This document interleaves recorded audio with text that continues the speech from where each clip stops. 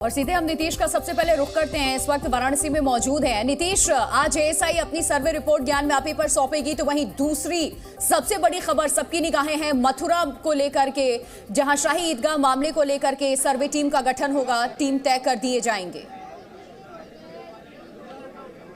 काशी से प्रयागराज तक सबकी निगाहें कोर्ट पर हैं और आज जैसे घड़ी सुई बढ़ रही है, जो हलचल है वो भी बढ़ती जा रही है, कौतूहल भी बढ़ रहा है। लेकिन ये पूरा मामला क्या है, हमारे साथ सुभाष नंदन जी मौजूद हैं। ये भी इंतजार कर रहे हैं कि एएसआई के जो अधिवक्ता हैं वो सर्वे टीम के साथ रिपोर्ट को प्रस्तुत करने के लिए पहुंचे। तो आज का दिन कितना उत्सुकता भरा और अब इसके बाद क्या होगा? देखिए, आज का दिन जो है, आज ही के दिन के लिए हम लोग 350 सालों से इंतजार कर रहे हैं। 350 वर्षों से इंतजार करते करते आज वो घड़ी आ गई है जहां हमारी विजय गाथा लिखी जाएगी। सारे प्रमाण हम कर रहे हैं, एसआई की टीम आ चुकी है और आने के बाद आज हम भी इंतजार कर रहे हैं कि वो कोर्ट में सारे साक्ष्य जो एसआई सर्वे के दौरान निकले हैं वो माननीय कोर्ट के पटल रखें और हमारी विजय गाथा की शुरुआत यहीं से हो जाए। आप इस सर्वे टीम के साथ साथ थे, तो हम एक चीज जानना चाहेंगे। हालांकि कोर्ट का आदेश नहीं है, लेकिन जो आपने देखा वो क्या था? देखिए, हमने क्या देखा, ये तो कोर्ट चूंकि मीडिया कवरेज पे रोक लगाई है, कोर्ट का सख्त आदेश है, इसलिए धैर्य बनाए रहिए, थोड़ा इंतजार करिए।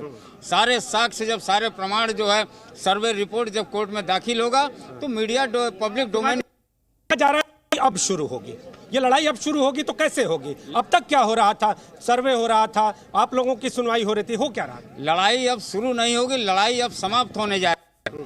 सारे सब निकलकर कोर्ट के पटल पर आ जाएंगे, लड़ाई का पटाक्षेप हो जाएगा, मंदिर मस्जिद का फंडा समाप्त हो जाएगा और मस्जिद का जो फंडा लेके ये चल रहे हैं कि मंदिर नहीं मस्जिद है, ये इनका थ्योरी जो है समाप्त हो जाएगा और मंदिर था, है और रहेगा, इसकी थ्योरी की आज जो है प्रमाणित हो।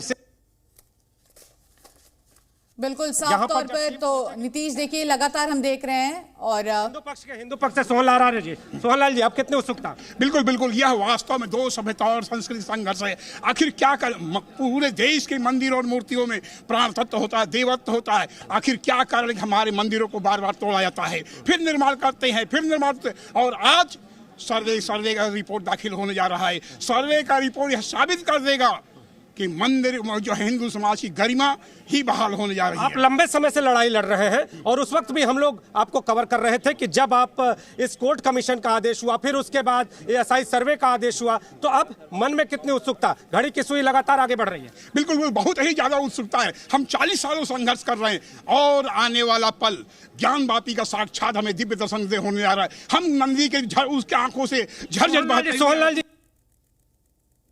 क्या आप लोगों को सूचना पता चली है? अभी तक क्या दिखा? जो कोर्ट कमीशन में दिखा वही दिखा और भी जिस तरह से कहा जा रहा है तमाम तरह की वैज्ञानिक तकनीकें अपनाई गई हैं, तो क्या कहना है? देखिए, सारे चीज जो हम लोग सर्वे हम लोग के सामने हुआ है, लेकिन बताना वाजिब नहीं। लेकिन इतना कह सकते हैं कि जो 3 गुंबज ऊपर है, जो 16 अगस्त 1669 में जो है हमारे मंदिर को गए, उसका कार्बन डेटिंग करने का किया जाएगा तो 353 साल होगा। लेकिन मंदिर का अगर न्यू को देखा जाएगा तो हजारों साल पर साबित होगा। और सारे के सारे साक्ष्य जो मिले हुए हैं, हमारे पाषाण शिलाखंड, पाषाण कलाकृतियां और तो और सारे हमारे जो गणेश जी की मूर्तियां हैं, जो अंगभंग मूर्तियां थी, हनुमान जी की मूर्तियां थी और कई जो है 300 बक्सों में लेकर के जो है यह जो है कोषागार में जमा। ये हम नहीं कह रहे, ये समाचार पत्रों में छपा हुआ है। शिवांगी, जिस वक्त आप सर्वे के दौरान मौजूद थे, यही सोहनलाल आर्य जी थे जिनका पहला बयान था कि बाबा मिल गए और अब उत्सुकता इनकी चरम पर। आप देखिए, हमारे साथ और भी अधिवक्ता मौजूद है। समय जैसे जैसे नजदीक आ रहा है, कितनी उत्सुकता? अब बस 1 घंटे की और देरी है। 1 घंटे के बाद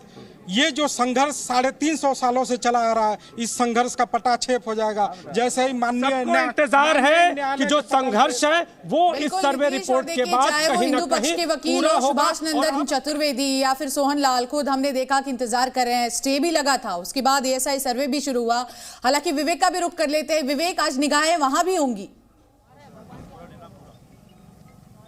बिल्कुल, मैं हाईकोर्ट के बाहरी हूँ और मथुरा से सब जो हिंदू पक्ष के लोग हैं वो यहाँ पर आए हुए हैं अपनी बात रखने के लिए। 2 बजे सुनवाई होगी, आज महत्वपूर्ण सुनवाई है। देखिए, आज बहुत ही महत्वपूर्ण, पूरे देश के लिए बहुत ही खुशी का दिन है।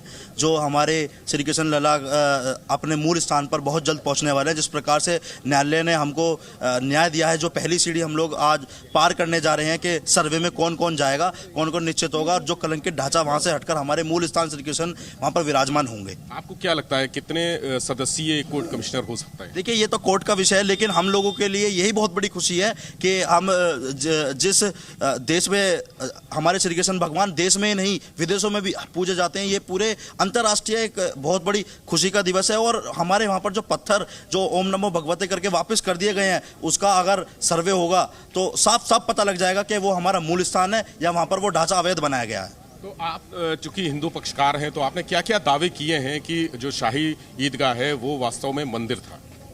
बिल्कुल, वह स्थान कंस के कारागार के रूप में, वह स्थान कृष्ण जन्म स्थान के रूप में उसको 1670 में ध्वस्त करके औरंगजेब के द्वारा वहाँ पर ईदगाह नुमा ढांचे का निर्माण किया गया। और ऐसा इतिहास में वर्णित है, ऐसा अनेक डॉक्यूमेंट्स में वर्णित है कि वहाँ से जो मूर्तियाँ हटा करके अन्य स्थानों पर उन लोगों ने उनको अपमानित किया है, वैसा भी सर्वे की रिपोर्ट में आ जाने वाला है। अभी हम एडवांस में कोई विषय पर इस पर वार्ता बताने की स्थिति में नहीं है, क्योंकि ज्ञानवापी में भी ऐसा ही चल रहा है, वहां पर सर्वे हो चुका है, अब यहाँ सर्वे होने वाला है। तो क्या लगता है आपको कि कितने दिन में सर्वे पूरा हो जाएगा, कोई उम्मीद ऐसी? ये तो माननीय उच्च न्यायालय पर आधारित है। 2 बजे सुनवाई है, अभी अंदर जो कार्रवाई होगी 2 बजे शुरू होगी। सभी के जो रिएक्शंस आ रहे हैं बड़े पॉजिटिव है, और ये कहीं ना कहीं जो वाराणसी में हुआ, ज्ञानव्यापी का जो सर्वे हुआ, जो तस्वीरें जो वीडियो हमने देखा था, सामने आया था, उसके बाद से हौसला इतना बढ़ा हुआ है शाही ईदगाह को लेकर के मथुरा के कि भीतर मंदिर ही है और मंदिर के ऊपर मस्जिद का निर्माण किया गया और वो जन्मस्थली है।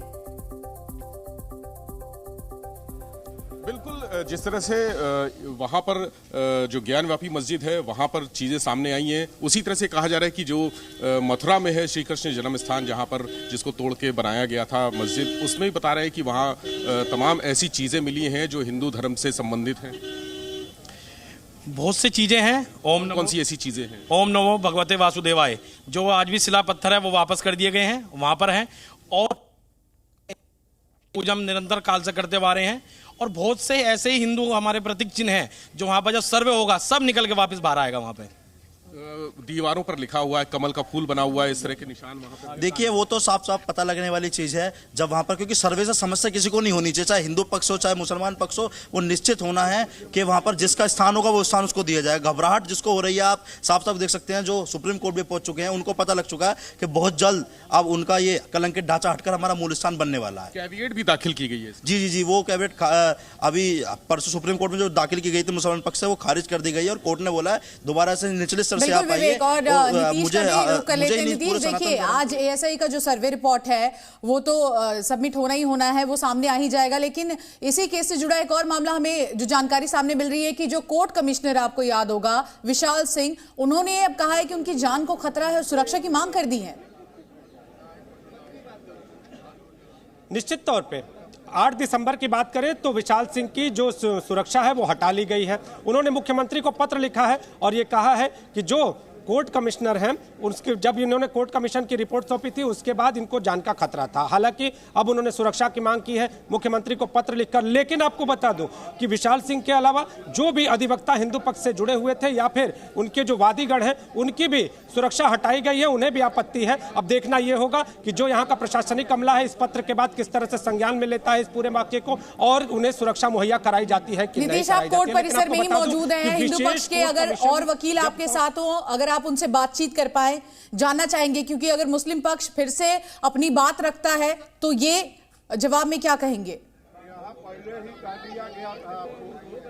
हमारे साथ महिलावादी हैं, आपसे जानना चाहेंगे, अगर मुस्लिम पक्ष इस पूरे मामले के बाद जिस तरह से आज रिपोर्ट सौंपी जाती है तो वो आपत्ति दाखिल करेगा, तो अब आप लोग क्या करेंगे? अगली प्रक्रिया आप लोगों की?